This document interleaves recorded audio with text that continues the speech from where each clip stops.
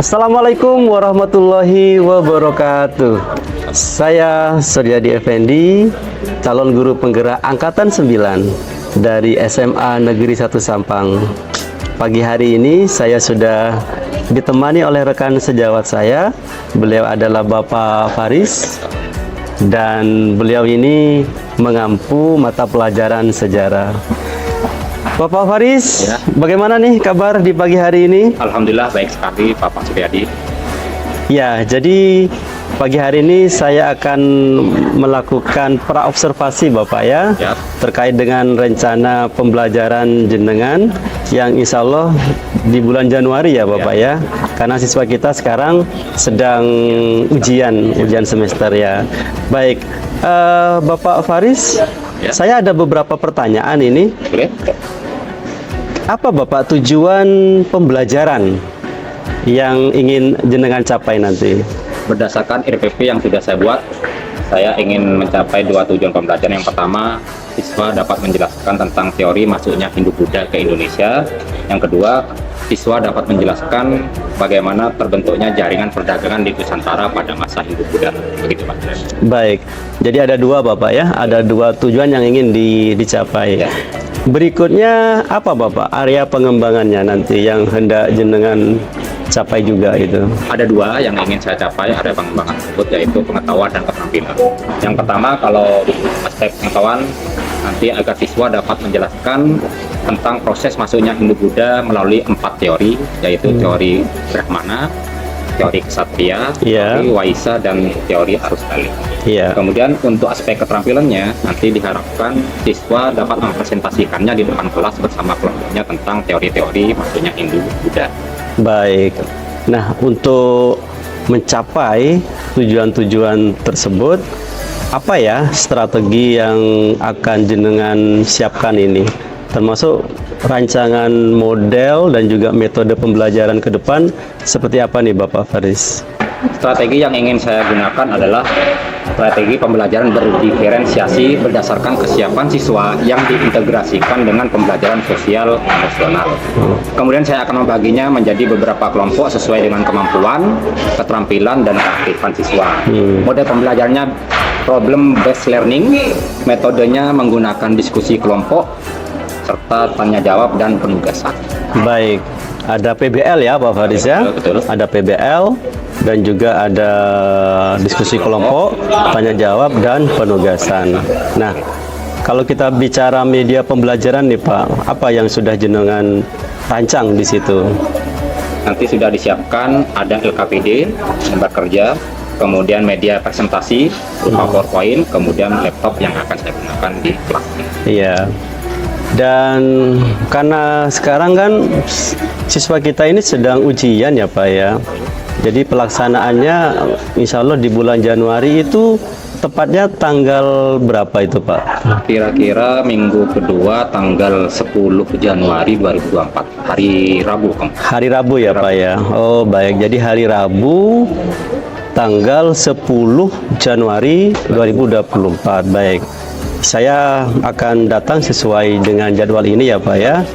Dan nanti dalam pelaksanaannya setelah observasi itu Pak, ada juga percakapan pasca observasi, di mana pengajar praktik saya Bapak Rosidi juga akan datang gitu ya. Nah Bapak Faris, apa Pak yang jenengan dapatkan dari percakapan pra observasi di pagi hari ini? Dari percakapan saya di pagi hari ini, saya bisa mendapatkan gambaran bagaimana nanti pembelajaran berikutnya di semester 2 saya akan memulai dengan cara, metode, dan strategi yang sesuai dengan apa yang kita bicarakan. Baik Bapak ya, nanti kita akan coba bagaimana pelaksanaannya di tanggal 10 ya Bapak ya. Oke, baik. Baik, demikian percakapan pra observasi saya dengan Bapak Faris terkait dengan rencana beliau pembelajaran berdiferensiasi di kelas 10. Kita akan ketemu di tanggal 10 Januari 2024. Terima kasih. Assalamualaikum warahmatullahi wabarakatuh. Assalamualaikum warahmatullahi wabarakatuh. Selamat pagi. Semoga semuanya kabarnya baik-baik.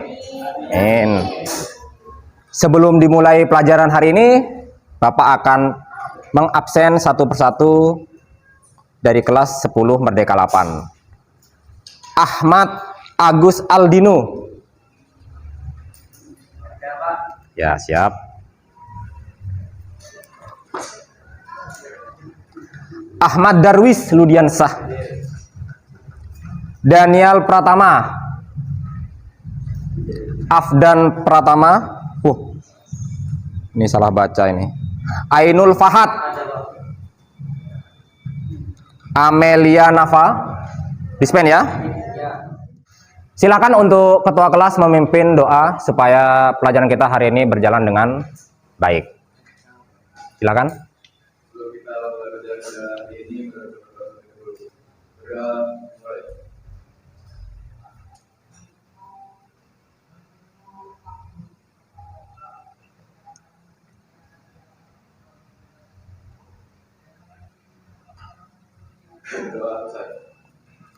Untuk hari ini materinya tentang teori masuknya Hindu-Buddha ke Nusantara.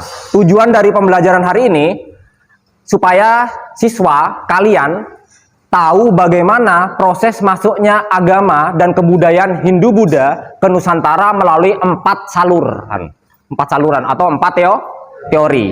Yang pertama nanti ada teori Brahmana. Teori Brahmana berarti ada hubungannya dengan yang membawakan yaitu para pendeta atau yang ahli dalam agama Hindu dan Buddha. Kemudian teori yang kedua yaitu teori kesatria. Teori ini nanti tentang masuknya Hindu-Buddha dibawa oleh para raja atau kaum bangsawan dan juga prajurit. Kemudian teori yang ketiga tentang teori Waisya. Teori Waisya menjadi teori yang kuat nanti karena teori ini berdasarkan agama dan kebudayaan Hindu-Buddha itu dibawa oleh para pedagang India yang langsung datang ke Nusantara untuk melakukan perdagangan. Sehingga nanti muncul interaksi yang begitu lama. Kemudian teori yang terakhir yaitu teori arus balik. Di mana nanti teori ini adalah bangsa Indonesia lah atau orang Indonesia lah yang belajar ke India tentang agama Hindu-Buddha dan kembali ke Nusantara untuk menyebarkannya kembali di Indonesia. Untuk lebih memperjelas tentang materi ini, Bapak akan putarkan video tentang teori masuknya Hindu-Buddha. Diharapkan siswa untuk memperhatikan dan mencatat mungkin dibutuhkan. Indonesia, bagaimanakah agama Hindu dan Buddha bisa masuk dan menyebar di Indonesia? Untuk menjawab pertanyaan tersebut, maka ada teori yang dapat menjelaskannya, guys. Teori-teori tersebut adalah teori Brahmana, teori Kesatria, teori Waisya, dan teori arus balik. Sebenarnya ada satu teori lagi, yaitu teori Sunda yang dikemukakan oleh Van Weber. Namun teori ini terbilang lemah dan tidak sekuat 4 teori lainnya. Oke guys, langsung saja. Teori pertama, teori Waisya. Teori ini dikemukakan oleh N.J. Crowley ini menyebutkan bahwa golongan Waisya atau pedagang yang berperan aktif menyebarkan agama Hindu dan Buddha di Indonesia. Hubungan dagang antara India dan Indonesia sudah berlangsung sejak abad 1 Masehi. Baiklah, tadi kita sudah tonton film tentang teori masuknya Hindu-Buddha ke Nusantara. Mungkin dari beberapa siswa di kelas 10 Merdeka 8 ini ada yang ingin bertanya. Silakan Mas Afdan Pratama. Baik, terima kasih Pak sudah memberikan saya kesempatan untuk bertanya. Dari video tersebut kan ada 4 teori ya Pak. Ya. Menurut Bapak teori mana yang paling kuat? Paling kuat. Baik, terima kasih untuk Mas Afdan atas pertanyaannya. Silakan duduk kembali. Dari 4 teori ini mempunyai masing-masing kekuatan. Ya. Tapi kalau bisa disimpulkan teori yang keempat atau teori arus balik adalah teori yang paling kuat. Bapak akan jabarkan satu persatu. Kenapa teori yang keempat, teori arus balik adalah teori yang terkuat. Pertama, kalau teori Brahmana. Brahmana walaupun kuat tapi mempunyai kelemahan. Kelemahannya apa? Kaum Brahmana tidak bisa menyeberangi lautan. Kalau sudah menyeberangi lautan dan dia hingga sampai ke Nusantara, maka gelarnya sebagai seorang Brahmana itu hilang. Tapi perhatikan, Brahmana walaupun gelarnya hilang, ilmunya tetap ada, tetap bisa. Jadi teori Brahmana termasuk teori yang kuat tetapi juga mempunyai kelemahan. Kemudian teori yang kedua, teori ksatria. Teori ksatria kuat karena budaya Hindu-Buddha dibawa oleh kerajaan, salah satu pengaruhnya yaitu munculnya kerajaan-kerajaan Hindu-Buddha di Nusantara. Baik, setelah kita tadi menonton, kemudian juga ada yang mengajukan pertanyaan, saya hari ini saat ini akan memberikan tugas, yaitu kita akan mencoba membahas tentang teori masuknya Hindu-Buddha di Indonesia. Kemudian saya akan memberikan LKPD atau lembar kerja peserta didik kepada masing-masing kelompok. Nah, nanti saya akan menunjuk satu kelompok untuk presentasi ke depan, yaitu nanti insya Allah kelompok dari Mas Afdan. Saya akan membagikan LKPD. Silakan nanti didiskusikan dengan teman satu kelompok.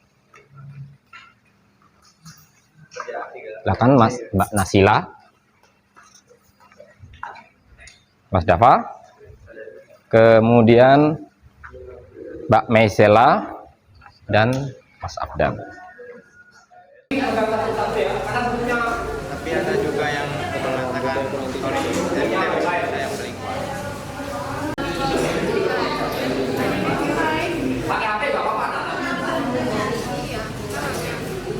Nah, silakan nanti LKPD-nya diisi, yaitu pertama teori Brahmana, kemudian siapa tokoh yang mengemukakan. Di sini ada contohnya di buku paket ada NJ Krum, silahkan tulis di sini NJ Krum. Kemudian isi teorinya tentang apa? Contohnya bagaimana masuknya Hindu-Buddha melalui para pendeta atau pemuka agama Hindu. Kemudian buktinya apa? Bukti tadi Bapak sudah memberikan contoh. Salah satunya kenapa bukti teori Brahmana itu kuat, karena Brahmana yang pandai dalam bahasa Sanskerta dan huruf Pallava, yaitu isi dari kitab Veda. Nah, sesudah mengisi ini silahkan menuliskan kesimpulan yang dapat diambil setelah mempelajari 4 teori tersebut. Kemudian dilanjutkan pengaruh budaya Hindu-Buddha ke perkembangan kehidupan bangsa Indonesia, tabel ini. Contohnya Candi Borobudur, kemudian puisi dan lain-lain. Silakan nanti boleh dilihat di buku paket ataupun melalui searching di internet. Sudah selesai? Sudah cukup? Sudah? Nah, saya akan memberikan kesempatan kepada kelompok 5 untuk presentasi ke depan kelas, mempresentasikan hasil diskusi kelompoknya. Silakan, siapa yang akan maju dari kelompok 5? Silakan, mungkin Mas Afdan untuk maju ke depan. Assalamualaikum warahmatullahi wabarakatuh.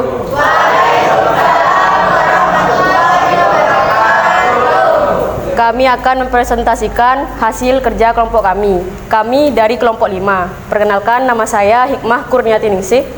Saya Rana Yasmin Hernata Putri. Saya Dan Pratama. Saya Ahmad Daniel. Saya Salman Bayu. Saya akan membacakan hasil dari kelompok kami. Tokoh yang menyampaikan teori Brahmana yaitu J.C. Vandler. Yang membawa teori yaitu pendeta. Bukti karena bisa bahasa Sanketa dan menulis dalam huruf Pallava. Beri tepuk tangan yang meriah untuk kelompok 5 atas presentasinya. Terima kasih.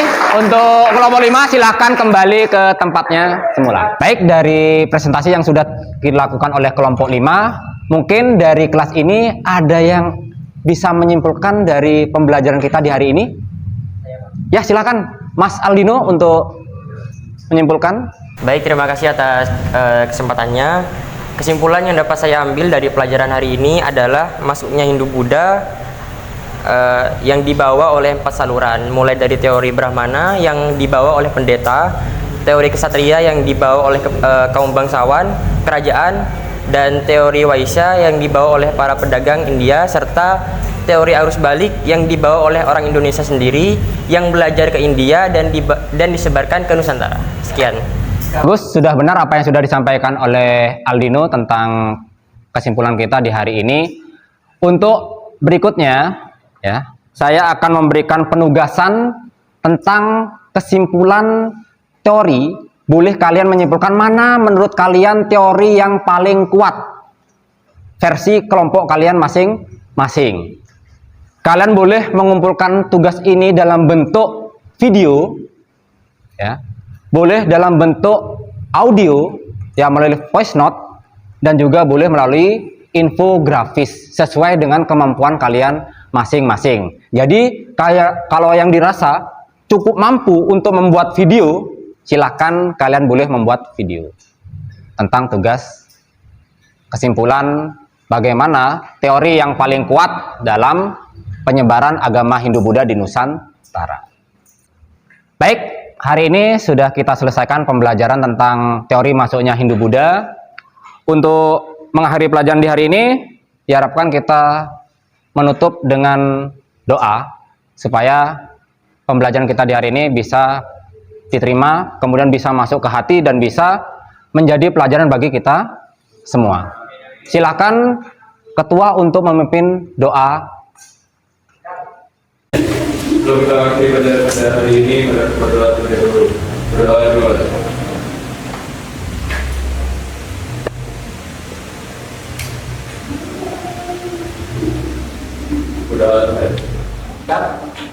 Saya cukupkan untuk hari ini pembelajaran tentang teori masuknya Hindu-Buddha. Mohon maaf kalau ada kata-kata yang salah. Akhirul salam. Assalamualaikum warahmatullahi wabarakatuh. Akhirul salam.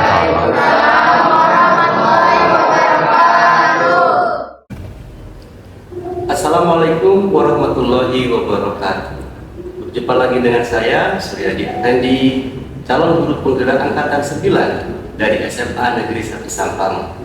Pagi hari ini saya sudah ditemani oleh Bapak Faris dan juga Bapak Rusidi selaku pengajar praktik. Kegiatan di pagi hari ini adalah dalam rangka percakapan pasca observasi. Assalamualaikum Bapak Faris. Waalaikumsalam warahmatullahi wabarakatuh, Mr. Suryadi. Dan Assalamualaikum Bapak Rusidi. Waalaikumsalam warahmatullahi wabarakatuh, Mas Suryadi. Bagaimana kabarnya Bapak Aris dan Bapak Rusidi? Alhamdulillah saya baik. Alhamdulillah sehat, Pak. Alhamdulillah.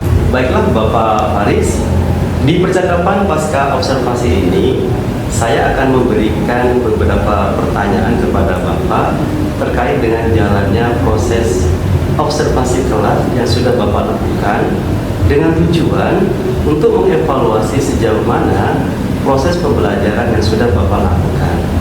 Nah, untuk pertanyaan pertama ini, bagaimana nih perasaannya Bapak Faris ini kemarin ini?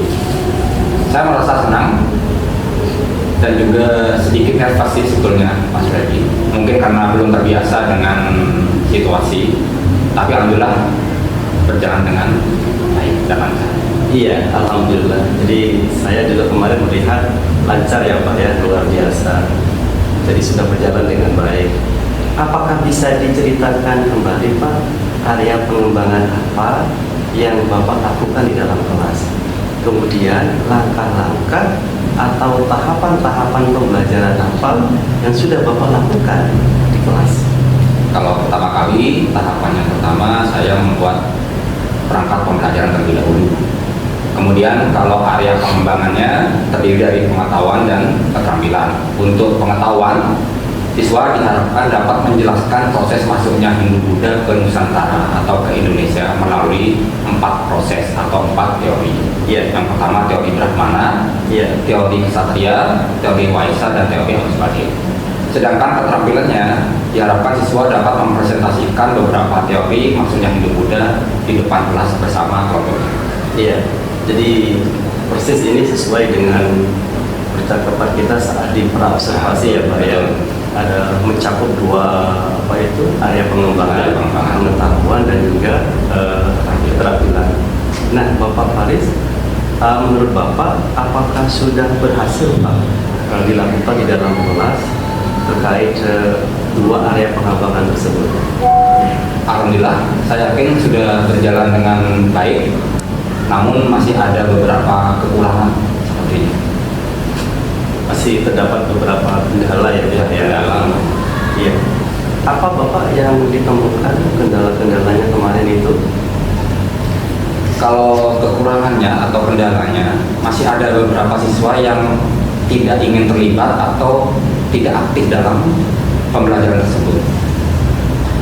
Iya, jadi ketidakterlibatan siswa di dalam kelas, khususnya ketika kemarin saya lihat itu di dalam diskusi kelompok ya Pak. Ya, diskusi kelompok. Iya, itu juga sering saya temukan memang di pembelajaran saya. Nah, menurut Bapak Haris, apa ya yang akan kemudian dilakukan untuk langkah-langkah apa gitu Pak ketika kita menghadapi seperti itu? Mungkin nanti akan dibagi kelompok atau pembagian kelompok dengan jumlah siswa yang lebih sedikit, jadi mungkin harus ada perubahan, misalnya juga menggunakan pendekatan yang sesuai dengan minat anak. Saya bagi kelompoknya berdasarkan gaya belajarnya. Iya. Ada yang visual, auditori, dan kinestetik, sehingga siswa bisa merasa lebih nyaman dengan kelompoknya. Jadi saya sesuaikan dengan kenyamanan anak tersebut, dan mungkin saya melakukan pertanyaan kepada anak tersebut untuk menyesuaikan dengan kegiatan di kelas. Harus seperti apa? Iya, ini sudah ini ya Bapak ya, jenengan sudah menerapkan pembelajaran diferensiasi ya Bapak ya. Jadi rencana ke depan itu bagaimana kemauan anak, minat anak betul-betul jenengan tampung di situ Pak ya. Sehingga harapannya pembelajarannya akan lebih nyaman lagi, anak-anak lebih aktif lagi gitu ya Pak ya. Oke, baik. Mudah-mudahan rencana-rencana itu bisa terrealisasi. Kira-kira kapan Pak jenengan akan mencoba melaksanakan? Insya Allah saya akan melakukan secepatnya, mungkin pertemuan di minggu depan. Luar biasa sekali Pak Haris ya. Luar biasa sekali, mudah-mudahan langkah-langkah tadi, rencana-rencana ke depan tadi bisa terrealisasi dan anak-anak tentu dapat bangkit lagi ya Pak ya, terutama yang tadi kurang aktif. Ya. Saya sampaikan terima kasih Bapak Haris atas jawaban-jawabannya. Sama-sama. Baik, selanjutnya kami akan memberikan kesempatan kepada Bapak Rosidi selaku pengajar praktik untuk memberikan feedback ya Pak Haris, ya, memberikan umpan balik apa catatan-catatan beliau nanti terkait dengan observasi yang sudah kami lakukan di sini.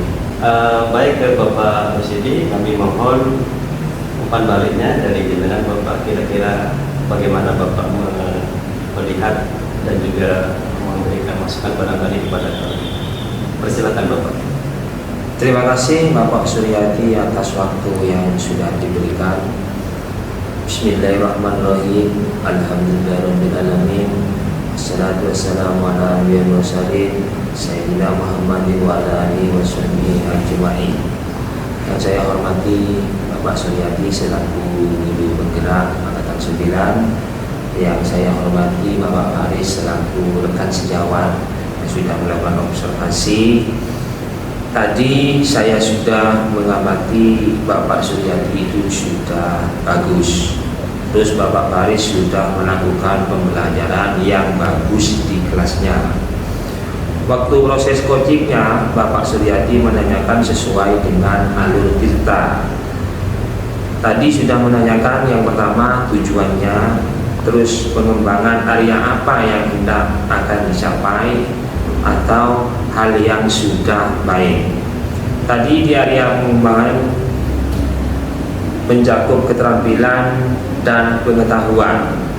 Juga sudah disampaikan bagaimana langkah-langkah, terus solusinya, kemudian apa saja yang akan Bapak lakukan untuk solusi permasalahan yang dihadapi oleh siswa. Semua sudah sangat baik Bapak ya. Dalam melakukan coaching ini semua sudah sesuai dengan alur kita, dan sudah sesuai dengan yang pertama budaya positif, sudah sesuai, dan berdiferensiasi. Tadi dalam kelompok sudah dikelompokkan sesuai dengan visual. Terus yang terakhir adalah sudah sesuai dengan KSE emosional. Ya. Cukup sekian itu, Pak. Terima kasih. Assalamualaikum warahmatullahi wabarakatuh. Waalaikumsalam warahmatullahi wabarakatuh. Baik Bapak, kami mengucapkan terima kasih atas umpan-umpannya dan tanggapan-tanggapannya terkait dengan kegiatan pasca observasi di hari ini. Demikian rangkaian kegiatan supervisi akademik yang sudah dimulai dari percakapan pra-observasi dan observasi sekaligus percakapan pasca observasi. Tentunya saya ingin mengucapkan terima kasih kepada Bapak Faris, kepada Bapak Rosidi atas segala feedback dan masukannya. Terima kasih. Wassalamualaikum warahmatullahi wabarakatuh. Waalaikumsalam warahmatullahi wabarakatuh.